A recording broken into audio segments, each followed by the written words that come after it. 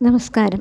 ഇന്ന് കന്നിമാസത്തിലെ ആയില്യം തൊഴുതാൽ ഒരു വർഷം ആയില്യപൂജ തൊഴുതതിന് തുല്യമാണെന്ന് വിശ്വാസം. ഭാരതീയ വിശ്വാസപ്രകാരം നാഗാരാധനയ്ക്ക് വളരെ പ്രാധാന്യമാണ് ഉള്ളത്. സർപ്പപ്രീതിയിലൂടെ സന്താന സൗഭാഗ്യവും സന്താന അഭിവൃദ്ധിയും ലഭിക്കുമെന്നാണ് പുരാണങ്ങളിലും ജ്യോതിഷ ഗ്രന്ഥങ്ങളിലും പറയപ്പെടുന്നത്. പ്രത്യക്ഷ ദൈവമായ നാഗങ്ങളുടെ ജന്മദിനമാണ് കന്നിമാസത്തിലെ ആയില്യം. കൂടാതെ നാഗങ്ങൾ ചതുർമാസ വ്രതത്തിൽ നിന്ന് ഉണരുന്ന ദിനവുമാണ്. സർപ്പപ്രീതിക്കും പൂജയ്ക്കും വളരെയധികം പ്രാധാന്യമുള്ള ദിവസമാണ് ഇന്ന്. കഴിയുമെങ്കിൽ ഒരിക്കലോടുകൂടി വ്രതമനുഷ്ഠിക്കാൻ കഴിഞ്ഞാൽ വളരെ നല്ലത്.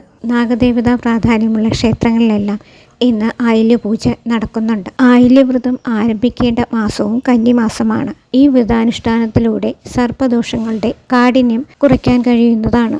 ആയില്യവ്രതം ഏകാദശി വ്രതം പോലെ ആചരിക്കാവുന്നതാണ്.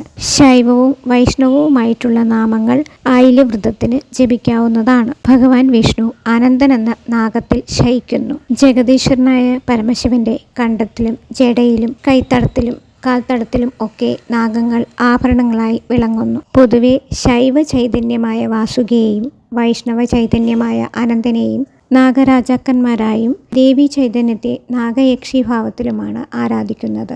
നാഗാരാധനയുടെ കാര്യത്തിൽ എല്ലാ മാസത്തിലെ ആയില്യവും പ്രാധാന്യമാണെങ്കിലും കന്നിമാസത്തിലെയും തുലാമാസത്തിലെയും ആയില്യം വളരെ വിശേഷപ്പെട്ടതാണ്. സന്താന സൗഭാഗ്യത്തിന് പുറമെ രോഗപീഠകളിൽ നിന്നുള്ള മുക്തി, കുടുംബ ഐശ്വര്യം, ഉദ്ദിഷ്ടകാര്യസിദ്ധി തുടങ്ങിയ ഫലങ്ങളും സർപ്പങ്ങളുടെ അനുഗ്രഹത്താൽ ലഭിക്കുന്നതാണ്. അപ്പോൾ വ്രതം അനുഷ്ഠിക്കാൻ കഴിയാത്തവർ ആയില്യത്തിൻ്റെ അന്ന് നാഗരാജ പ്രതിഷ്ഠയുള്ള ക്ഷേത്രങ്ങളിലോ നാഗം ഉപദേവതയായിട്ട് വരുന്ന ക്ഷേത്രങ്ങളിലോ ആയില്യപൂജ വഴിപാടായി നടത്താവുന്നതാണ്. സർവ്വദോഷ പരിഹാരത്തിനും ഐശ്വര്യത്തിനും ആയി നടത്തുന്ന വഴിപാടാണിത്.